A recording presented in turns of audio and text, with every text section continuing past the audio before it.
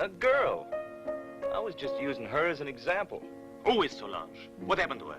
Nothing!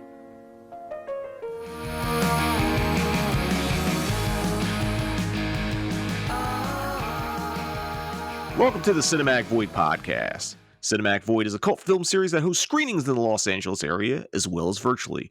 I'm your host, Jim Branscombe, and joining me as always is... Hey, what's going on? It's Nick Vance, Paranoid Futures on social media. You can find Cinematic Void on the World Wide Web at cinematicvoid.com, as well as Facebook, Twitter, Instagram, YouTube, and all major podcast platforms. If you want to support The Void, you can consider joining our Patreon. Not only do you get cool perks, but you make this podcast as well as the Cinemadness movie possible. All right, Jim, so what are we getting into today?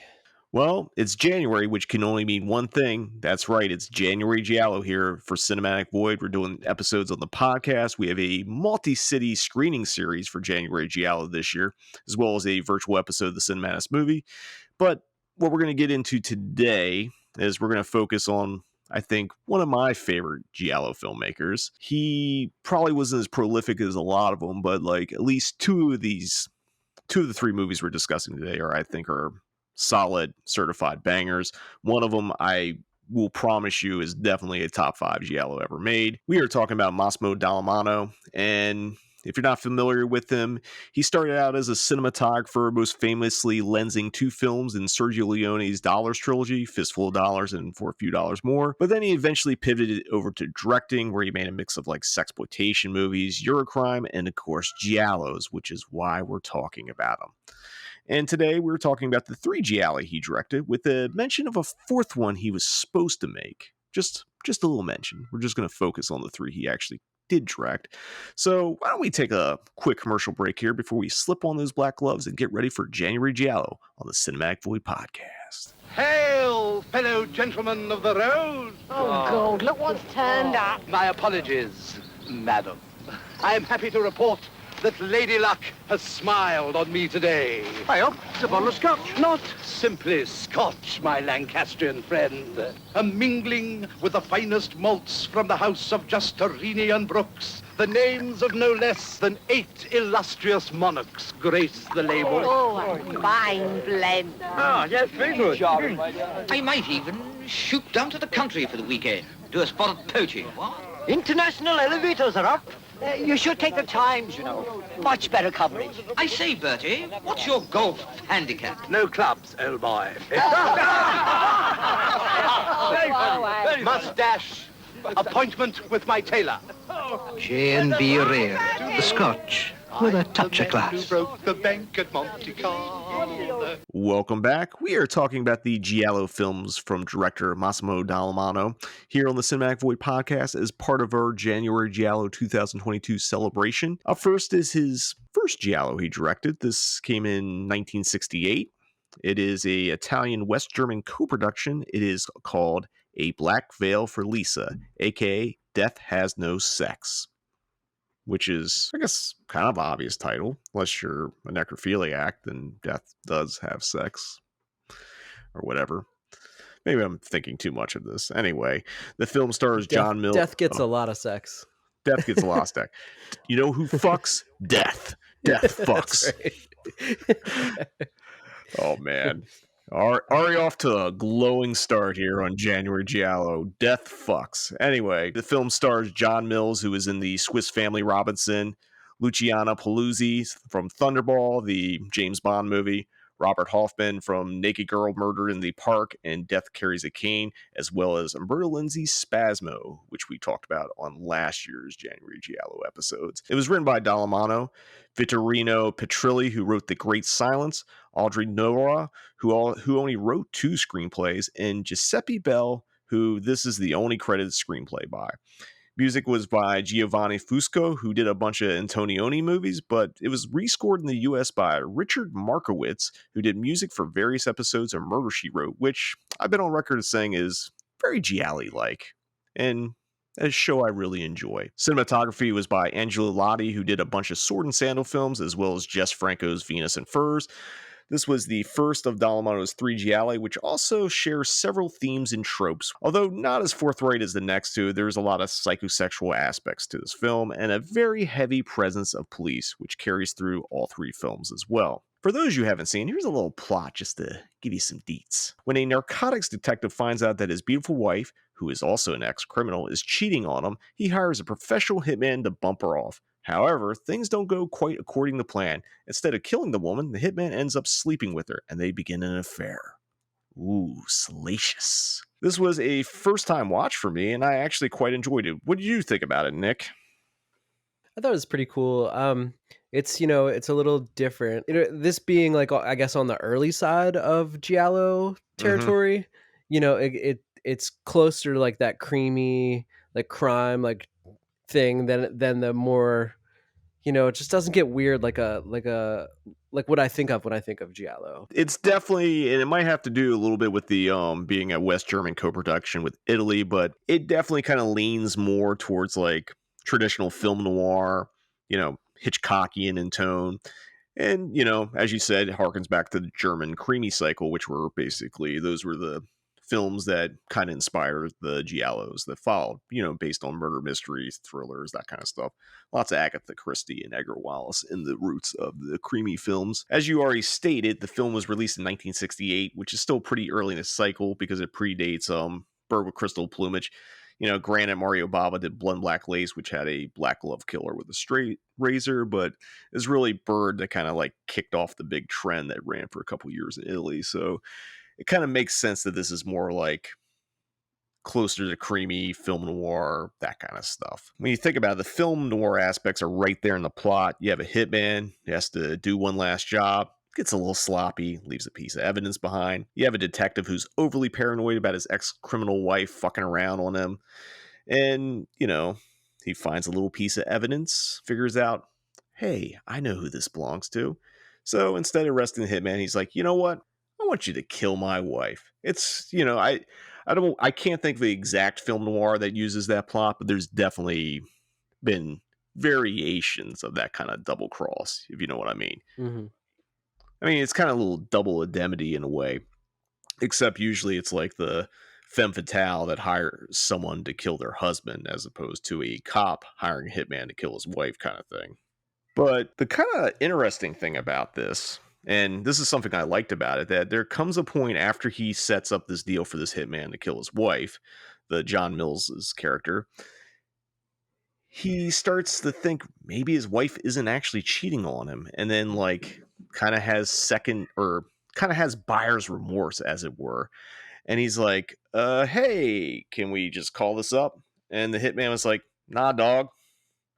We're not calling this off. And guess what? I'm fucking your wife. So now she is having an affair, even though she may or may not have been having one anyway. But then after the hitman and the inspector's wife kind of hook up, some of the cronies for his boss kind of show and pay him a visit and be like, hey, you know what? You should stop fucking that cop's wife. And he's like, why?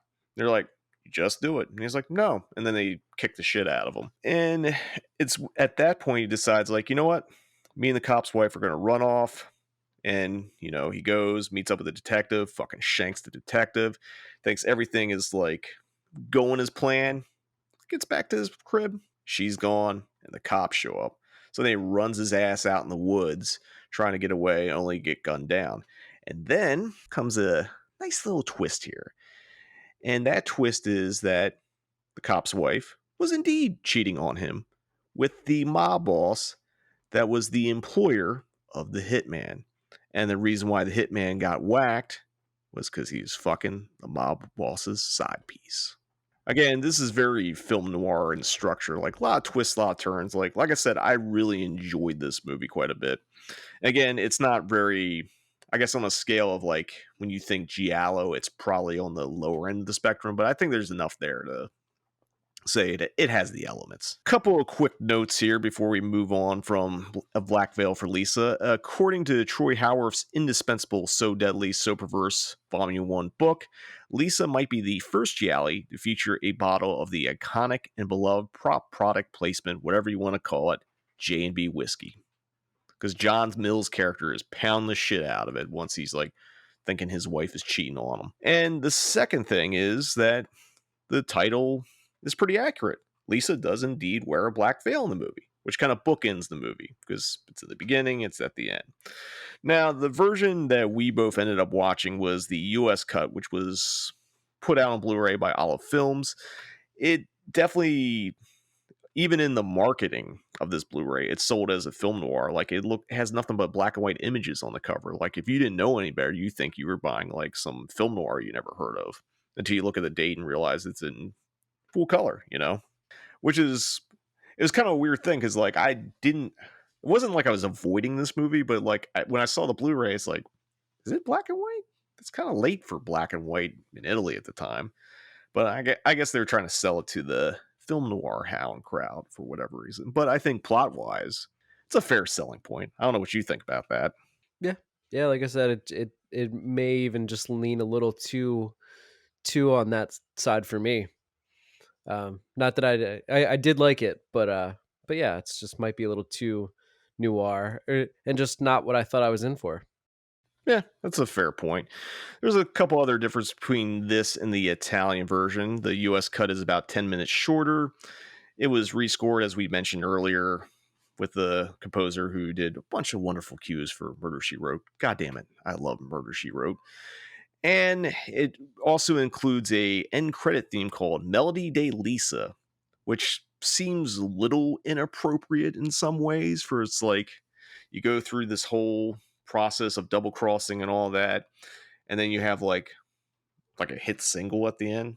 Like, I don't know, that kind of like didn't do it for me. But like overall, like I enjoyed the movie, and at some point I would like to track down a version of the Italian cut just to see, because I think they did a couple other things with it. I think they put in a flashback structure that wasn't necessarily in the Italian cut, and I don't know. I mean, the flashbacks didn't bother me, but again, it kind of like leads more into the noir side, which again, looking at the Blu-ray packaging and like everything we've discussed, it definitely is selling a more film noir than Giallo. But overall, I thought it was tightly plotted, lots of good twists and turns, all of them earned, no like bullshit kind of thing, no cheating, so to speak. All three of the main leads give terrific performances, which helps sell all the action that happens. So yeah, really cool film. Obviously, it doesn't get as art house sleazy as the next two films we're going to talk about, but I think for a early pre-Bird with the Crystal Plumage Giallo, pretty cool. But we're going to take a quick commercial break, but we're going to return more Massimo Dallamano Giallos here on the Cinematic Void podcast.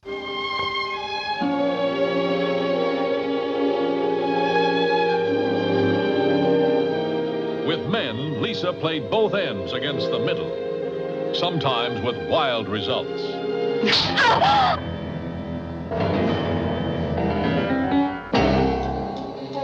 Starring John Mills as Intertel Inspector Buloff, engaged in a death struggle against a worldwide narcotics ring. European film favorite Robert Hoffman as Max, hired killer, hooked on Lisa, but ordered by her... Inspector, you surely know what kind of wife you've got. Glamorous Luciana Paluzzi, reaching screen stardom as Lisa, using her beauty like a weapon to entice and destroy. A tulip stand, a honky-tonk carnival, a gambling casino. Which one held the clue to one of the deadliest of crimes? Every man wants a Lisa. Fears a Lisa. What's the idea? I want you to do something for me. Even with a killer in her room, Lisa makes it hard for men to keep their cool.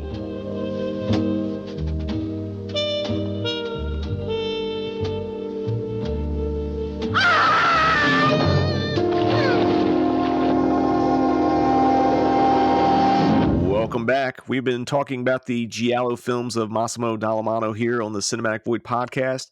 Up next, what we're going to be talking about is, something I consider, and actually a lot of serious Gialli fans consider, probably top 5 Giallo films ever made. And of course, we're talking about 1972's What Have You Done to Solange, aka Who's Next, aka The School That Couldn't Scream. This is again a Italian-West German co-production, and it stars the great Fabio Testi, who is in Revolver, Lucio Fulci's Contraband, The Heroin Busters, lots of great Eurocrime movies, Karen Ball.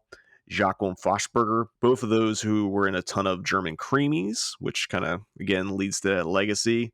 Christina Golbo, who was in Living Dead at Manchester Morgue, The House That Screamed, as well as The Killer Must Kill Again. And in her film debut, I Spit on Your Graves, Camilla Keaton.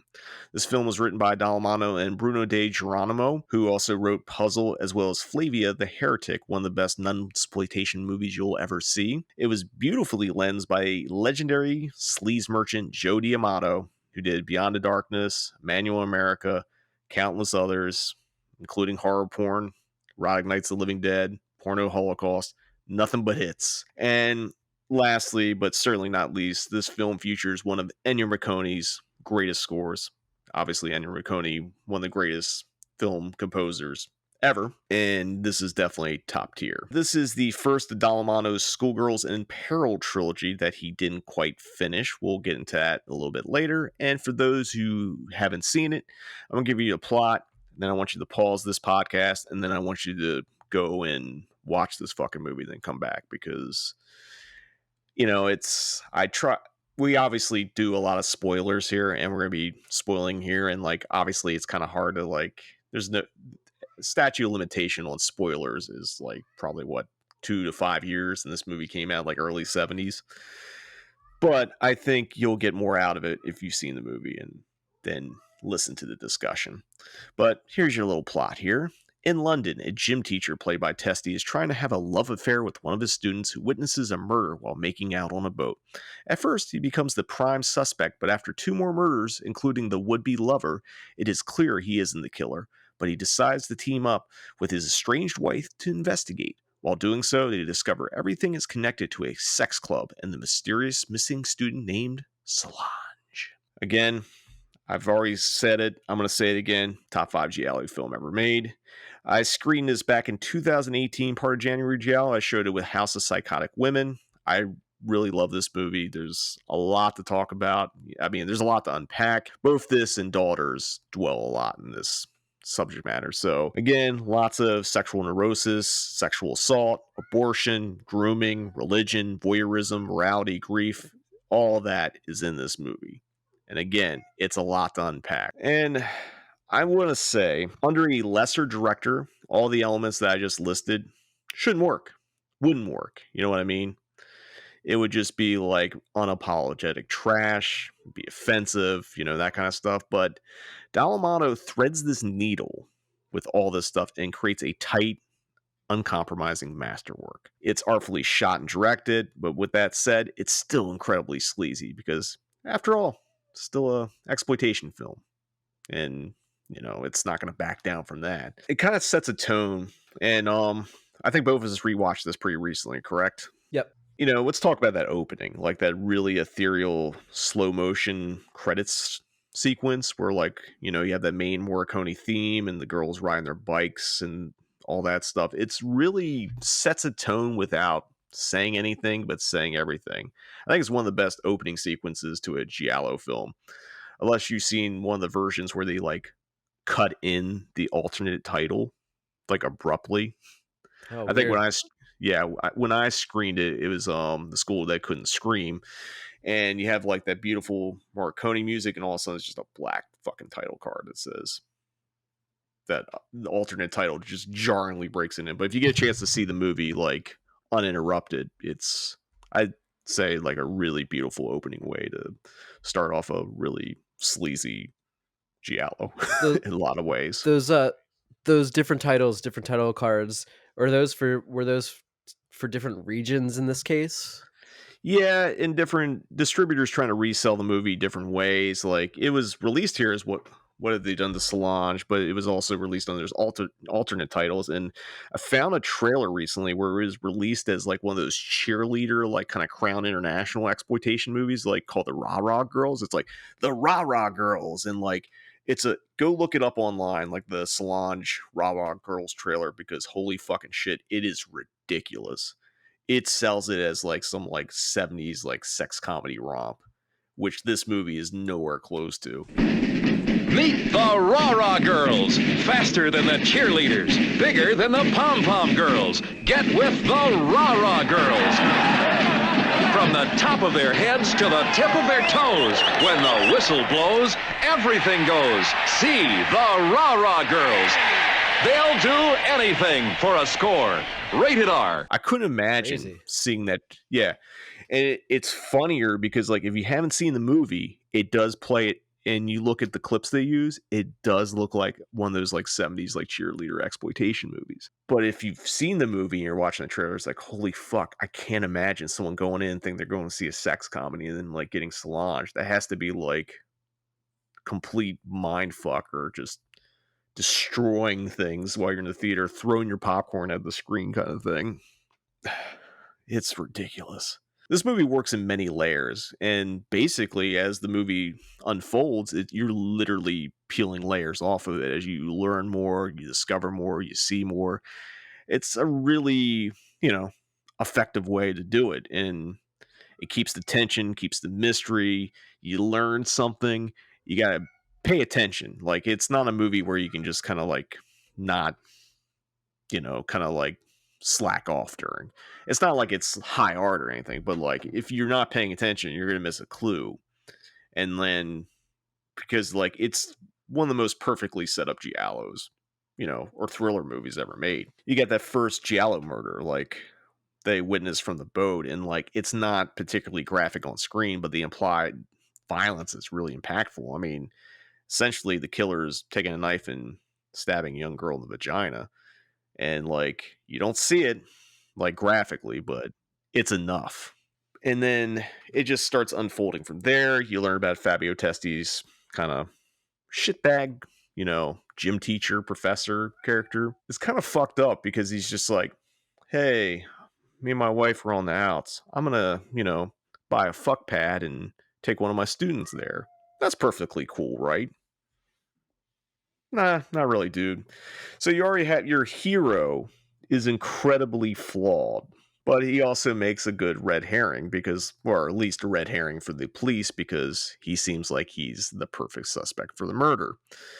And, you kind of get with his girlfriend or his, student girl, whatever you want to call her. There's a little bit of shades of Argento there too, because like the way she sees the murder and then starts remembering little facts, because when she sees it, it's all in a flash. And this was a tactic Argento would do in like a lot of his giallos, where someone sort of remember they've seen something, but they couldn't really remember what it is until it starts like coming back, like a delayed memory kind of thing. And she has that kind of stuff because then she's like, oh, it was someone dressed as a priest that does the killing. So then you got more layers, and then you get the religious aspect put in there, because I think the school that they're at is like a Catholic school, Catholic high school, private school, something like that. So Testi is basically the prime suspect because his alibi is a student that he's trying to fuck, which he's trying to weigh the options. What's worse, going to jail for being a suspected murderer or setting up an affair with a student? Quite a moral dilemma to have, I guess. But she does him a solid and basically goes and says, like, covers for him. Like, she doesn't say, hey, I was on this boat making out with them and when I saw the killer, but like it was enough to get him not to be convicted. So then Testi's like, sweet, no one thinks I'm a murderer. Let's go to her fuck pad and hang out. Except the killer decides to go to the fuck pad first and kills his girlfriend. So you get more layers unraveling because the girl only told a certain amount of people about the killer and all that kind of stuff. So how would the killer know to target her?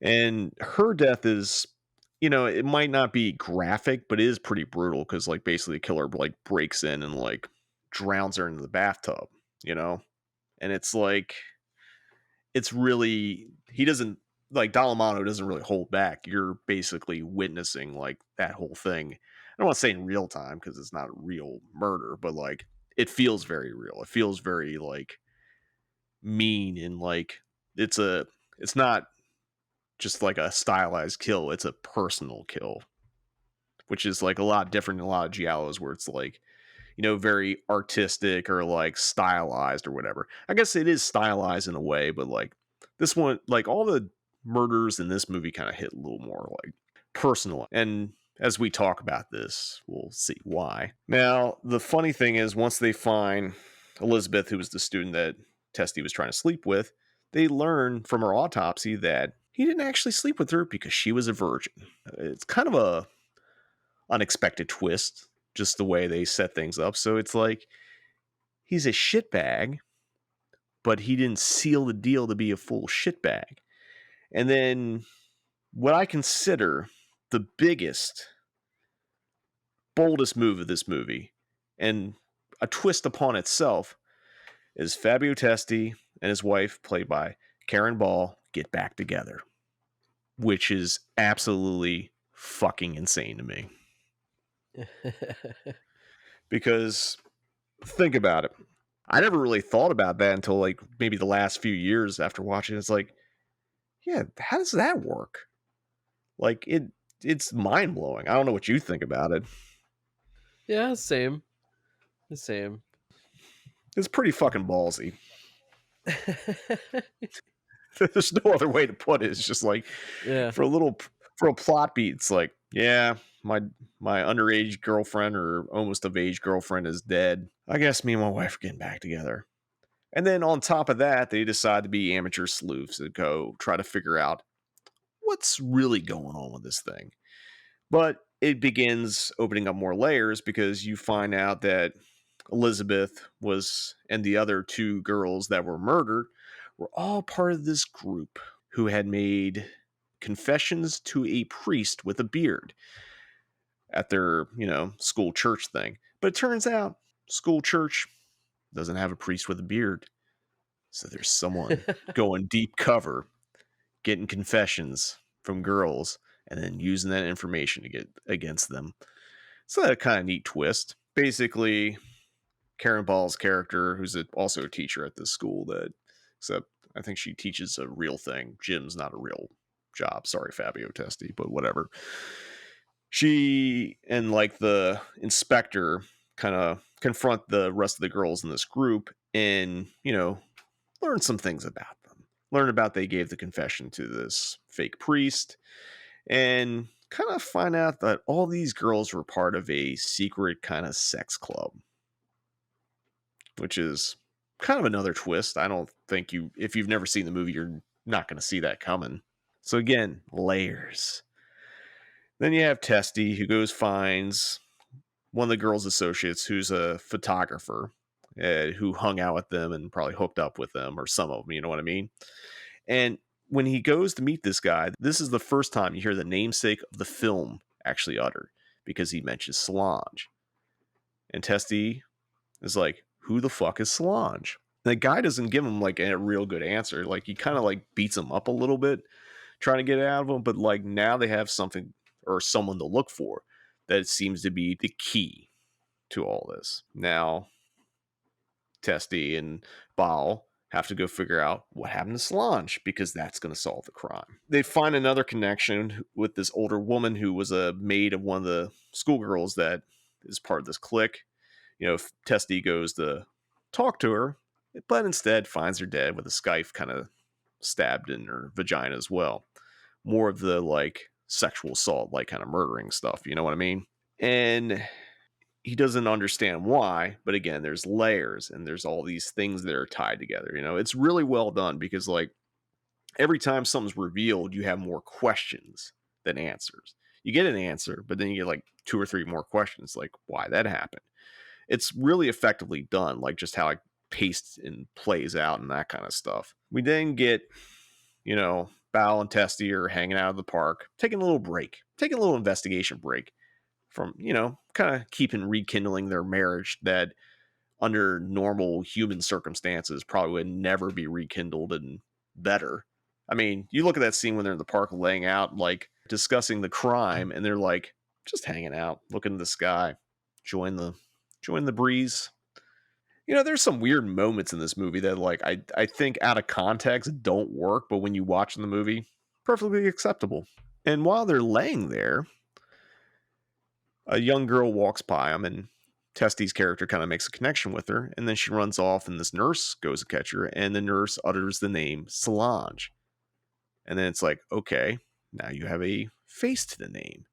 And then this leads to one of the girls in that clique getting a call to go to the park And the cops find out about it, so they set up this sting. They're like, we're going to find the priest with the beard. And the girls go there, and they find Solange, who we were introduced like a scene or two back, riding around on a merry-go-round.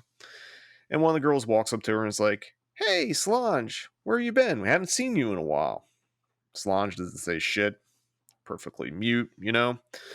So this girl and Solange walk off. The cops are trying to trail them, but then the cops like lose track, and Solange and this girl get in the car with, you guessed it, the bearded priest.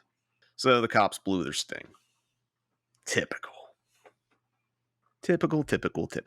But then, with this happening, the dean of the school, where Testy and Baal's characters work, reveals that he is the father of Solange. Which is kind of a stunner when you think about it. It's like, wait, what? So everything is really interconnected. And he's like, basically she had a traumatic accident, doesn't say what it is. And now he's worried that she's kidnapped along with this other girl. And it's a great bit of misdirection and, more questions, more layers. And then you get this scene, which is a really effective, really dark scene where it's the kidnapped girl who's like tied up, and you have Solange that's free to walk around, and the bearded priest shows up because he wants a confession to find out what have they done to Solange. So you get this flashback, and this is where things turn really dark.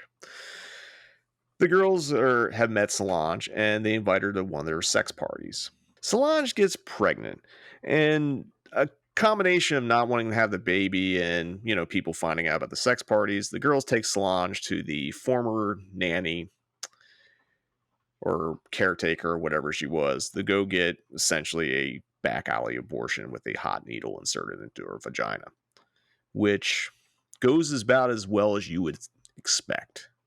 Badly. So the aftermath basically leaves Solange emotionally distraught, puts her in a state of trapped adolescence. She basically becomes mute, just ceases being like a teenage girl. She then disappears, and the girls don't know what happened to her. And although you probably have a good idea who the killer is by this point, you get the reveal.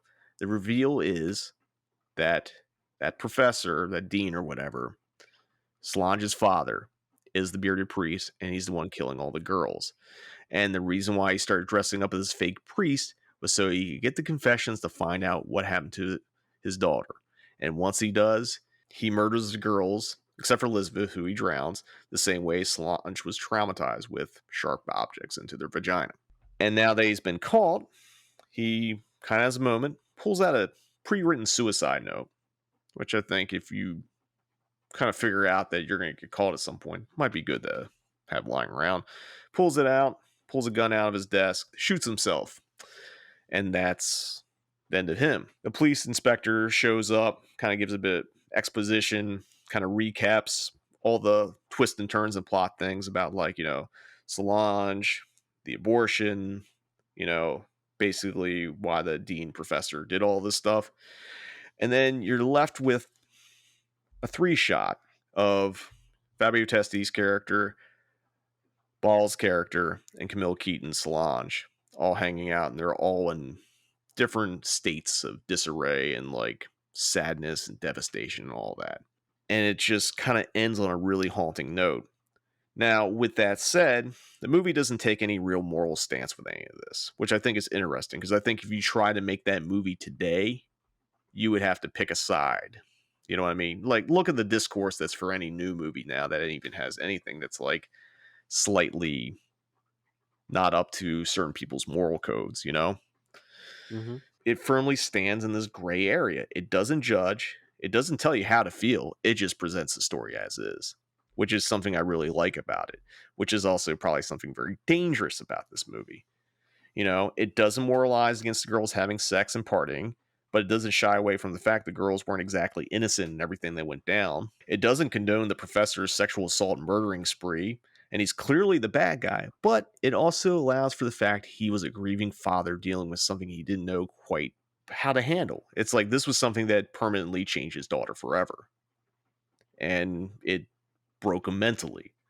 Not saying he's right, not saying he's a good guy, but it's that gray area. It's like he was traumatized by this too. It's the kind of movie that would never ever be made today.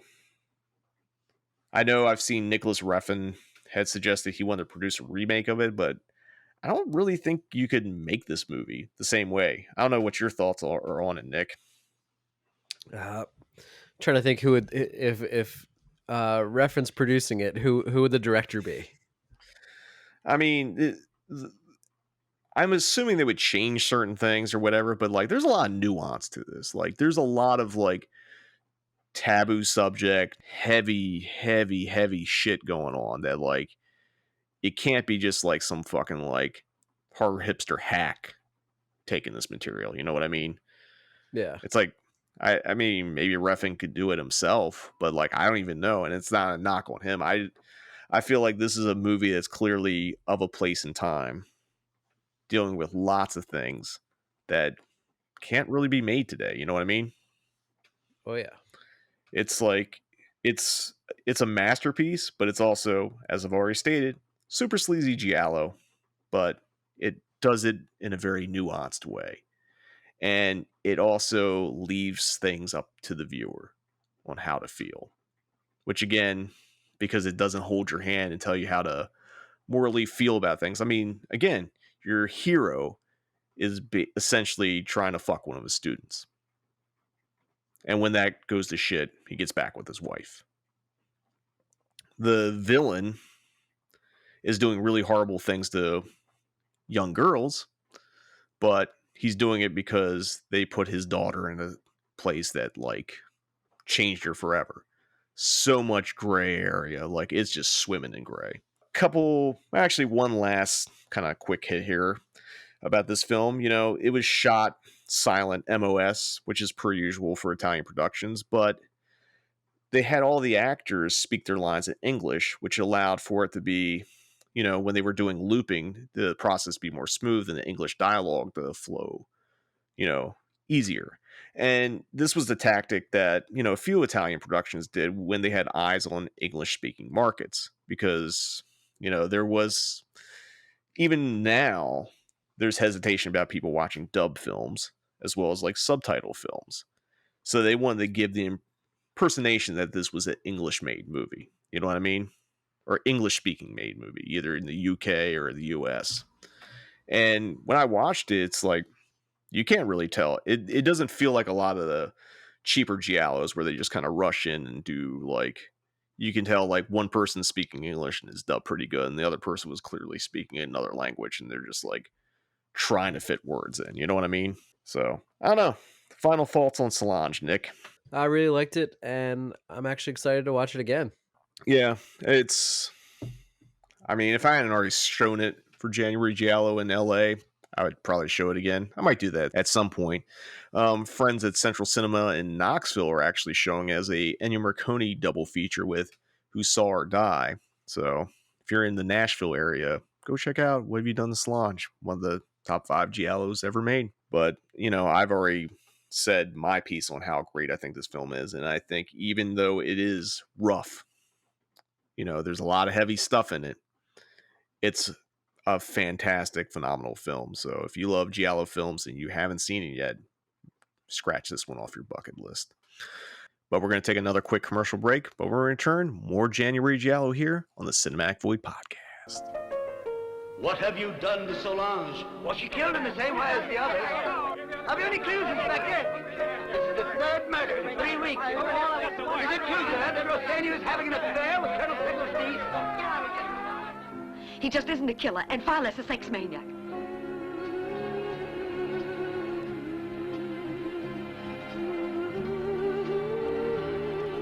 Those girls know what it's all about, for sure. Only 16 and surrounded by secret boyfriends, petty jealousies, orgies, and lesbian games.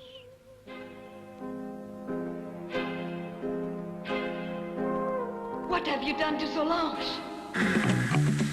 Unbearable suspense that keeps you on the edge of an abyss of terror.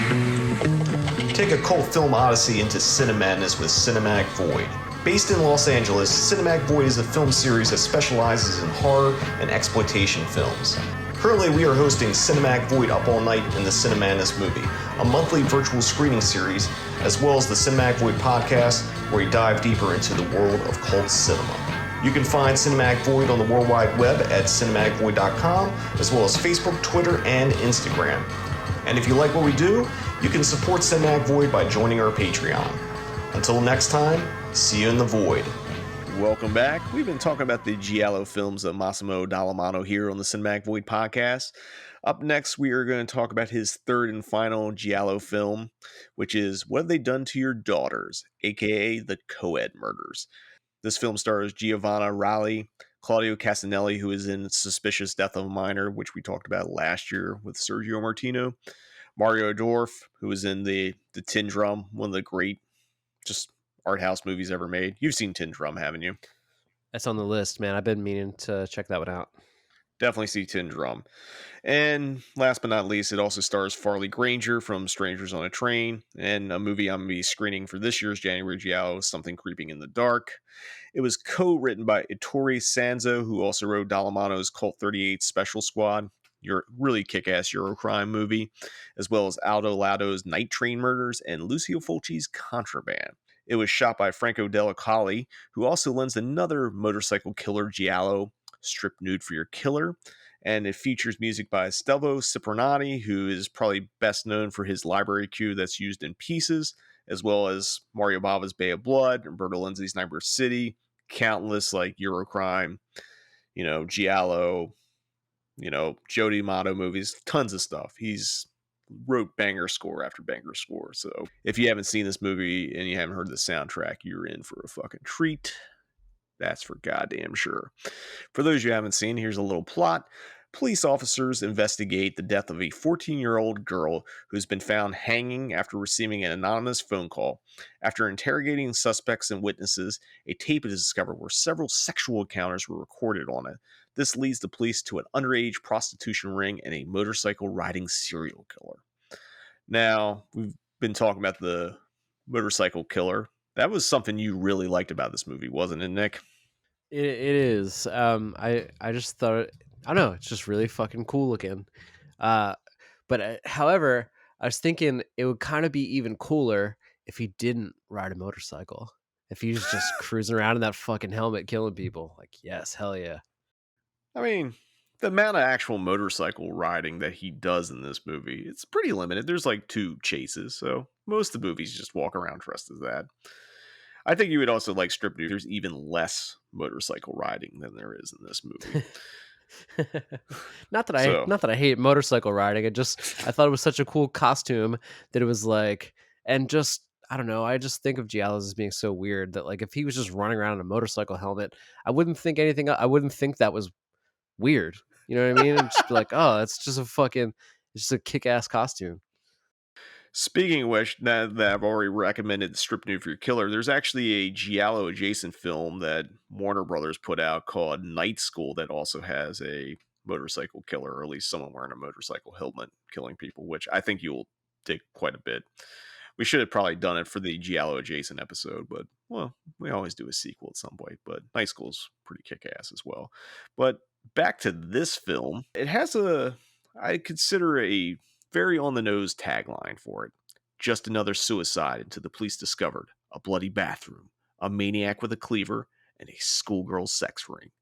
That is probably the most perfect, on-the-nose, plot descriptive tagline I've seen for a movie. It's kind of ridiculous if you think about it. This film is also the second of Dallamano's Schoolgirls in Peril trilogy that he never got to finish. We'll get into that at the end of this discussion here. This movie's more of a mix of Eurocrime and gialli, because at the time that this was made and coming out, giallos were kind of out of favor at Italy's box office. So, Argento had Big Hit with the Bird. He had a Bird with a Crystal Plumage, I should say. You had a ton of fucking giallo films come out. And then, because Italy tended to, like, get on a trend and fucking burn it to the ground. They did with spaghetti westerns, sword and sandal movies, Hercules movies, that kind of stuff.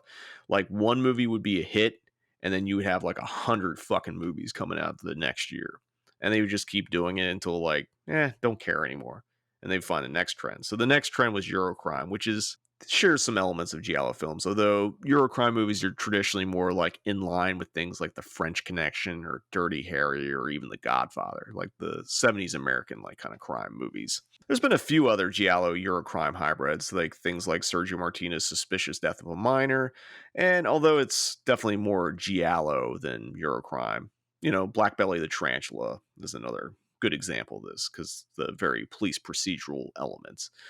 And for this one, I feel like it kind of strikes the balance between both subgenres and does both of them really well within the film.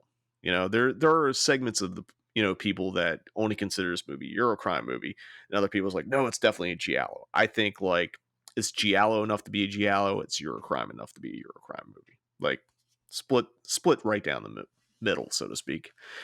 Now, this is not any way, shape, or form a direct sequel to Solange, although the title kind of gives that appearance, but it does tackle a lot of the same themes that Solange does, just slightly different manner, so to speak. Aesthetically, Dallamano made some choices to separate these two films from one another. Whereas Solange is very lyrical and lush with its cinematography and camera work, Daughters is much more grittier and raw.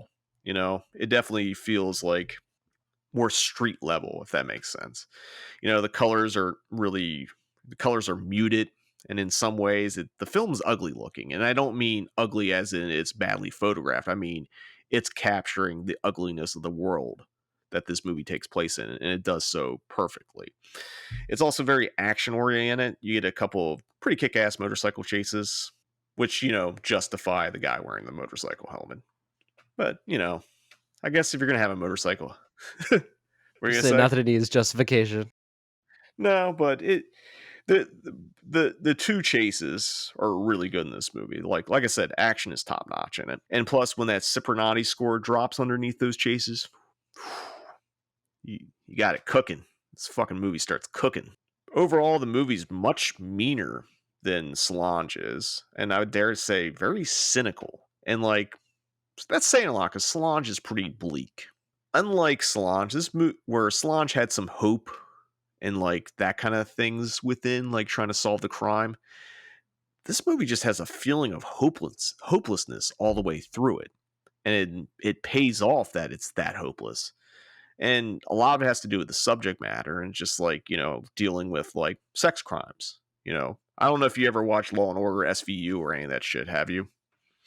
Yeah, for sure. Every time I stay the night in a hotel, it's just the go-to, Yeah, because like when you look at those shows, you kind of see if you watch a lot of episodes. Like I haven't watched in a few years, but when I used to have cable and like again traveling or whatever, I'd watch a lot of SVU, and you would see the toll that working sex crimes would take on like those cops or whatever, and you get that feeling in this movie that everyone's kind of worn down.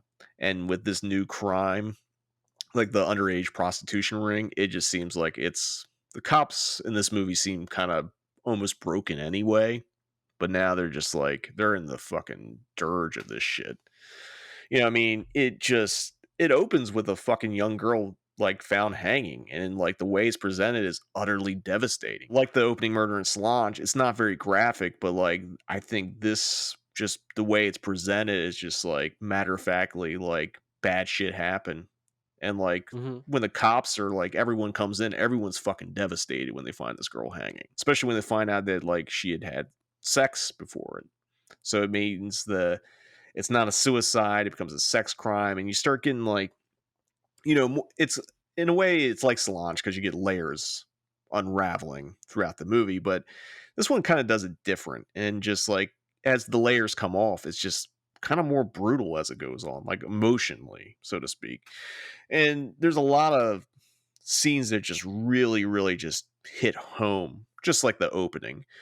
There's the scene where the parents have to go and identify their daughter at the morgue, and the way it's presented, they go up, they open like some blinds to look through, and they see their daughter, and it's just like, it's fucking hard to watch. And it's not like the body's like mutilated or anything like that. It's just like you kind of get the sadness.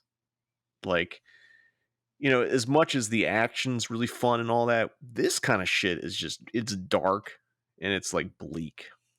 Like it's, a lot of these Eurocrime movies kind of got cynical in a lot of ways, but like there's, again, that word hopelessness.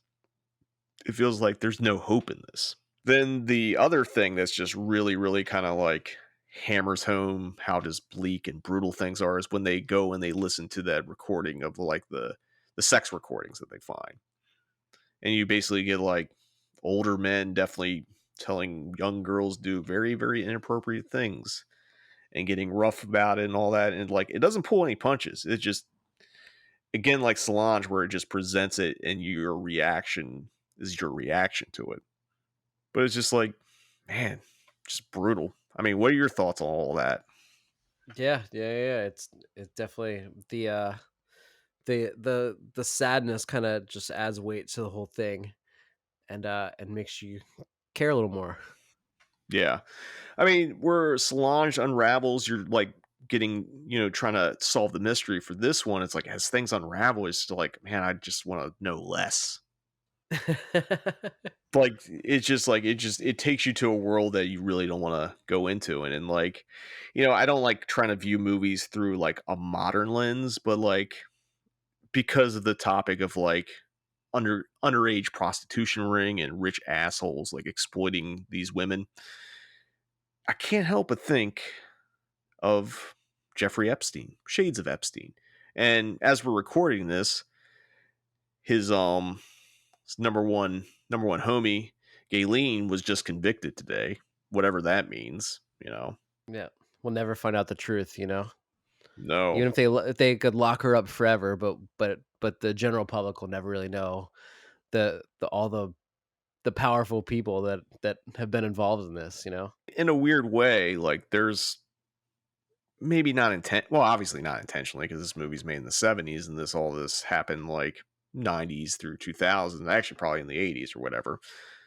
But like there's parallels, It's like this is whatever this prostitution ring is, it's like big shit people, rich fucking just scumbags, sleazy dudes, And it just like, again, hopelessness. And the other thing this movie is a little bit more different than Solange is the portrayal of violence. I mean, both have brutal moments, but this one actually has a little bit of gore in it.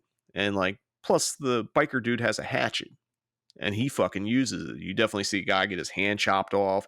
There's a scene where he clunks a dude in the head with it and you get a blood spray coming out of the fucking top of his head. It's pretty grisly if you think about it. And like, this is like, effects weren't really popping then. They were just starting to pop, so to speak. Another thing, although it's not included in this movie, and I'm kind of thankful it isn't, because I think it would just push the bleakness and that sort of, feeling over the top, is that for some reason Dallamano shot some porn for this movie.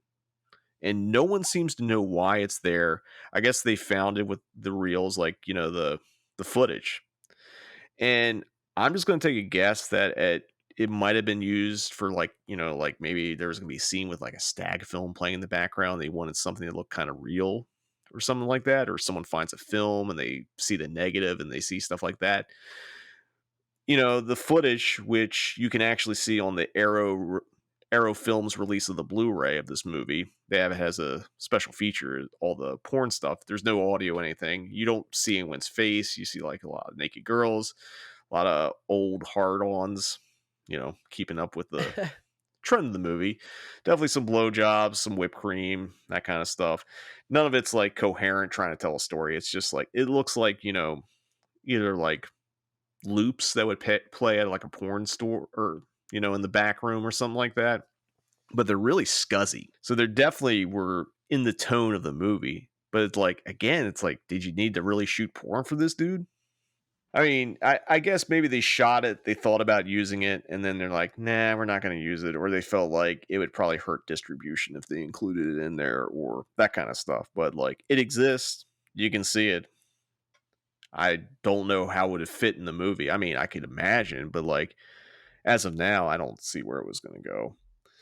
Now, we talked a lot about the Eurocrime elements of this movie, the bleakness, but, the giallo elements are really, really great in this movie too. Although I'd say they're handled a little bit different than they are in Solange. They definitely feel a little more raw and like more actiony, so to speak. There's the scene where the killer sneaks into the hospital room where he like, busts in the door and gets in the girl in the hospital bed's face with a hatch, and it's like, tell me what happened kind of thing. But then there's also that big parking garage sequence, which a little bit similar to the one that Sergio Martino did in Strange Vice and Mrs. Ward, if you remember that. And, I'm not trying to say Dallamano was barring whatever, because there's probably been plenty of movies that have had, parking garage sequences. But the way he does it, it is a little similar, but like it's more of an extended version of that. Similar tone, but like kind of more to it because like, there's a big setup to it. There's a lot of cat and mouse staging. Giovanna Raleigh's performance as she's getting chased around by the motorcycle killer is just, really terrific. I mean, overall, it's just a really executed sequence. And every time you think it's over with, it just keeps going and going. The film is just the same way. Dallamano directs the shit out of it. I feel like I've said Solange is the top 5 Giallo, and I think you can make a case that this movie could be in the top 10, at least top 15 as well. I think what's probably going to hold it back from some people's list is those Eurocrime elements, but like, I think the Giallo portion of it is like a lot better than a lot of like Giallos that people like hold in high esteem. Like, this movie's fucking good. You can't help but compare Solange and Daughters, mostly because of the titles, even though they're like two completely different movies that are unrelated, just tackling similar material. You get to the ending. Now, Solange has like, I wouldn't call it a happy ending, but you get a resolution ending where, the crime is solved, but is anyone better for it? You know what I mean? And Daughters starts off with maybe a little bit more of a satisfying ending because you have the motorcycle killer get gunned down. Like, cool, we caught this guy. We now know who's running this, underage prostitution ring. It's all these rich assholes. We have all that stuff, but Dallamano doesn't end it there. Instead, you get a little police bureaucracy at the end where they talk about, we're going to go take out on all these sleazeballs and stuff. And then at the end of the day, the head of the cops is like, nah, not going to do that. We're cool. Again, shades of Epstein. Like, literally, it's like, yeah, you caught that one person, but we're done. It stops here. And it just kind of just all that cynicism and hopelessness that's throughout that movie just really pays off in a big way. And you're just kind of left like, fuck, it's not really over. It's like they stopped a little bit of it, but like all those rich and powerful fucking terrible people still have power. Again, shades of this whole Epstein thing. Before we get into our final thoughts on this film and, Dallamano in general, I do want to mention what was supposed to be the final chapter of his Schoolgirls in Peril trilogy, which is 1978's Red Rings of Fear, starring Fabio Testi, Christine Kaufman, and Jack Taylor. Now, Dallamano never even shot this movie because in 1976 he died in a tragic car accident. The script was done, but it had major alterations to it.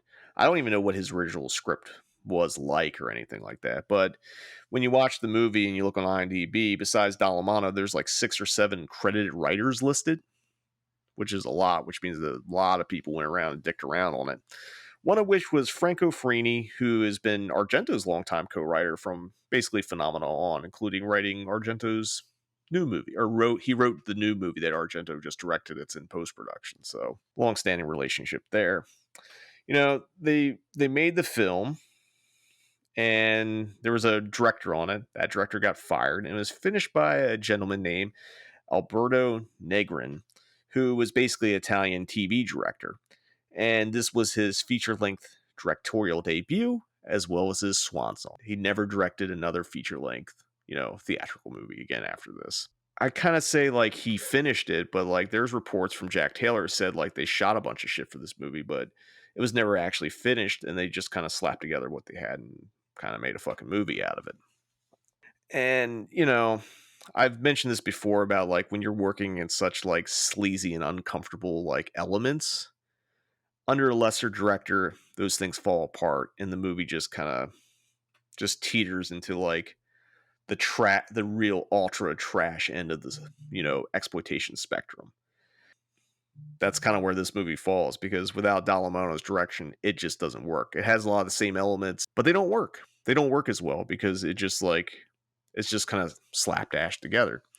So again, when we talked about like someone trying to remake Solange, I don't think you can do it because you got to be the right kind of director for it. You have to understand what that material is and how to like weave in that gray area. And this movie is absolute proof that when you can't do that, you're making a fucking shit show train wreck. And I don't necessarily dislike Red Rings of Fear. I think it's fine for like a, enjoyable trash like Eurocrime movie.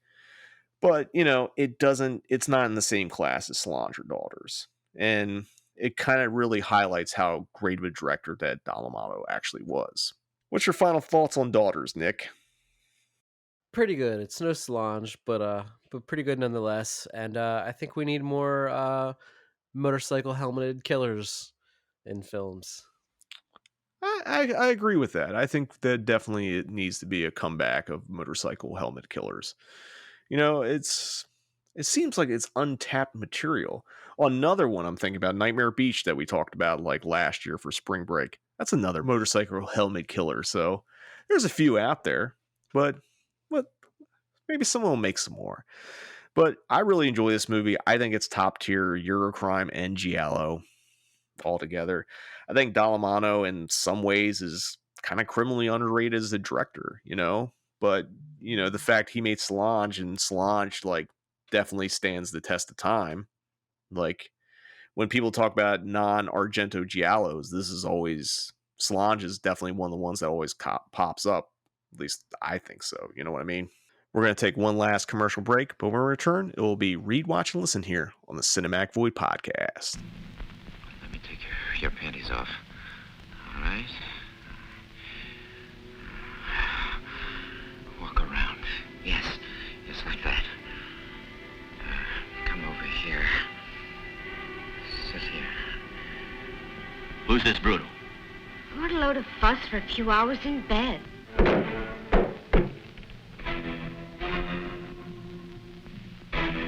God, 15 or even less. Sure, I know I'm still a child, but I'd rather not have a kid every 9 months.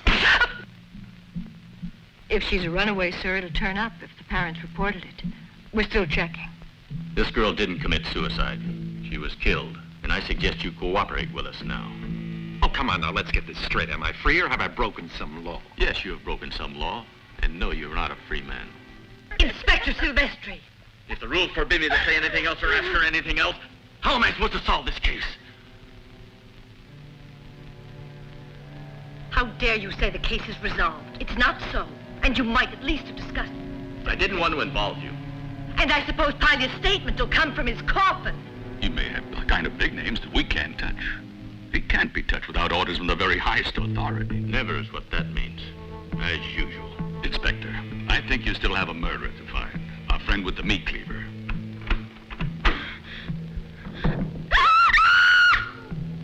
Cut you into little pieces like I cut up your friend. Just tell me where he hit him. Find one of them for me, Sylvester. I want to kill him with my bare hands. Which one of you is Juliana Beachy? Why? I'm BG. You'll have to come with us. What for, cop? You'll find out. Come on.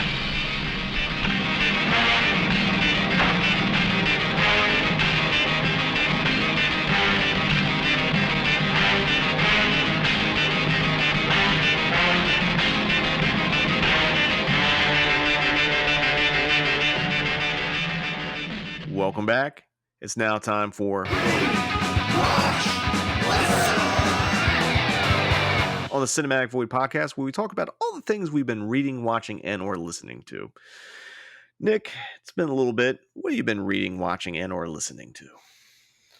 All right. So I've been reading this book by Alyssa Nutting called Tampa, which is kind of it's a story about this woman who deliberately gets a job as a middle school teacher because she wants to fuck middle school children.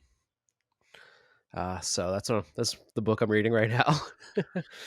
Seems fitting for what we've been talking about today in some ways.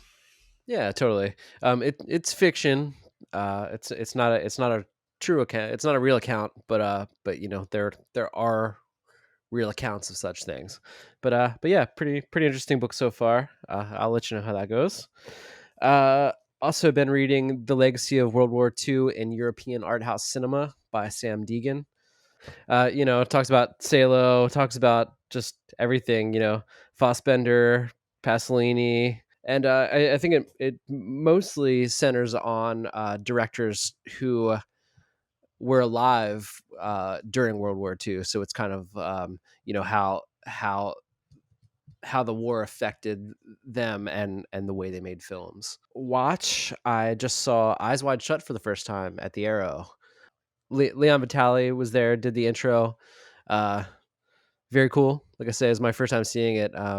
And I don't know. I remember when it came out and it kind of got panned. And I just never checked it out. But yeah, it's fucking awesome.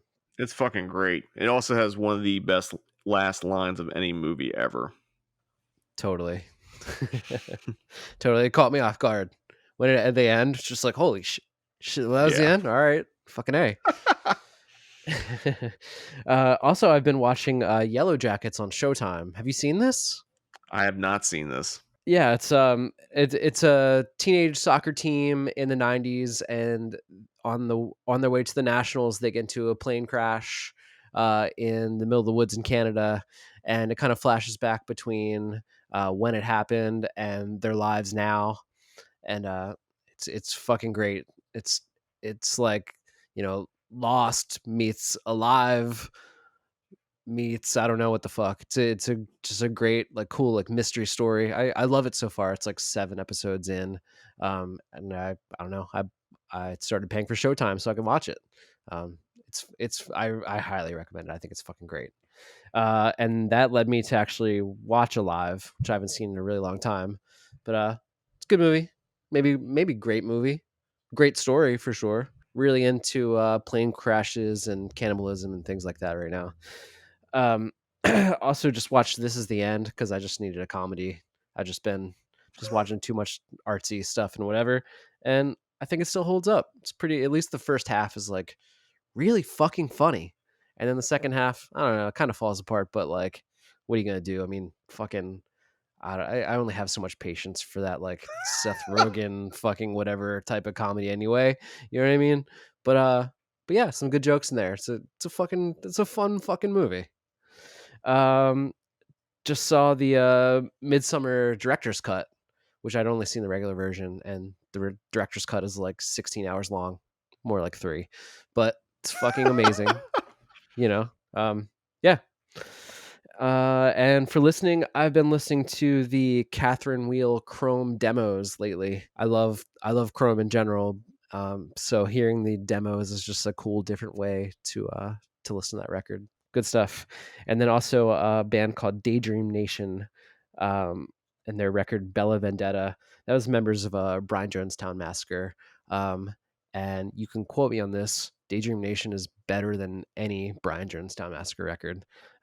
Just cool, like shoegazy, a little Oasis, a little whatever. It's from 2008, and kind of that era. Maybe a little too much of that era for some people, but I think this record just kicks ass. So Daydream Nation, Bella Vendetta. That's it for me, man. How about you? For Reed, I've been working on getting through, not really working, getting on, I'm making it sound like it's a chore. It's actually been a pretty fun read so far. Is Warped and Faded by Laura Nilsson and Friends, edited by our friend Kayla Janice. It's basically the history of Weird Wednesdays at Alamo Drafthouse and the kind of the formation of AGFA, the American Genre Film Archive.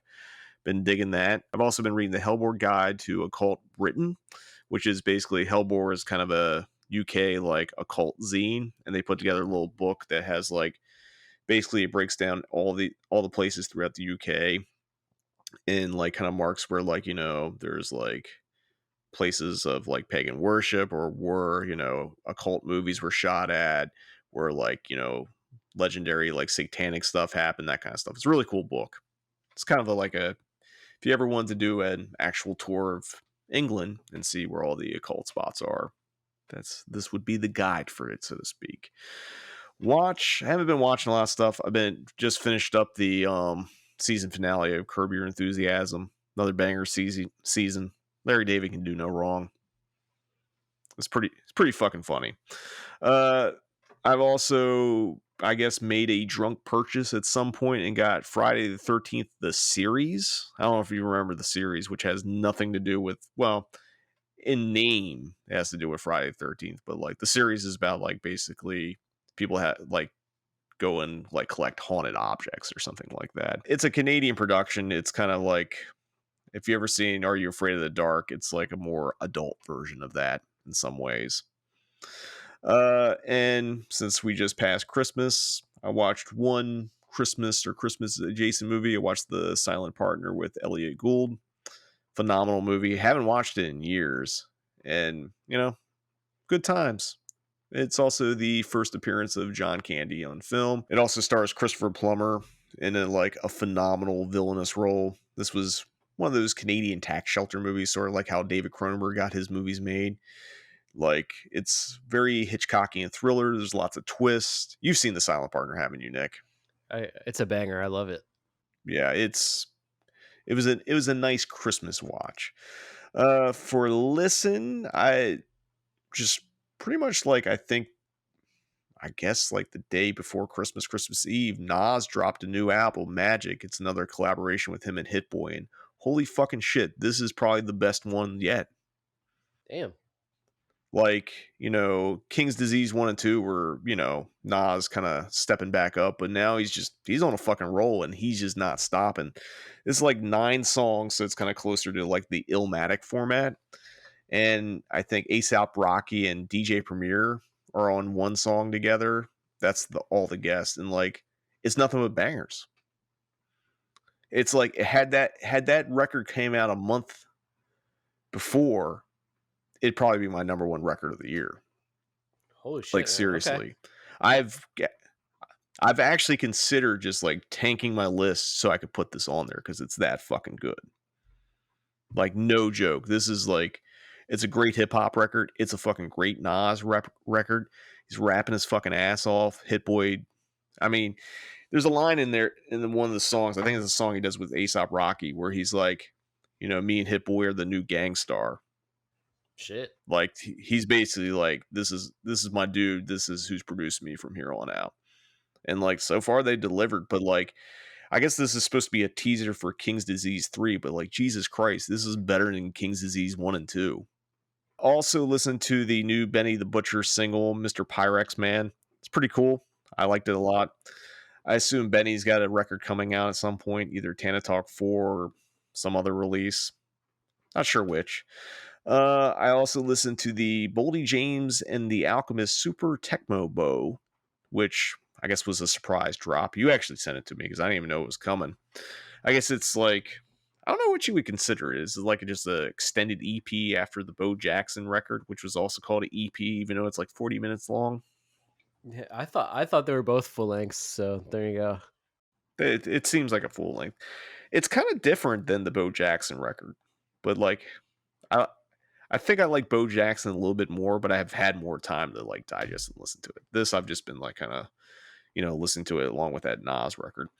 I've also been on a, I guess, kind of straight edge hardcore, just like weird metallic hardcore kick. I listened to Morning Again, As Tradition Dies Slowly. Probably haven't listened to that record in 20 fucking years. Put it on. Yeah, still rips. And this is from discussions we've had. I've never been a big Cave-In fan, but I put on Until Your Heart Stops. And I finally get it. I mean, I realize I'm like 30 years too late on this, but like, it's so good. Yeah, it really is good. Which also leads me to the last thing that I've been listening to that I like more than like I, you know, care to admit, because like I'm not big fans of either artist on their own, which is Converge and Chelsea Wolfe. I like one Chelsea Wolfe record, the one where she kind of like sounds like Jucifer or the Melvins or something like that. I forget what that record's called. I think that was pretty cool. The other stuff just hasn't really like, it's fine or whatever, but it just hasn't grabbed me.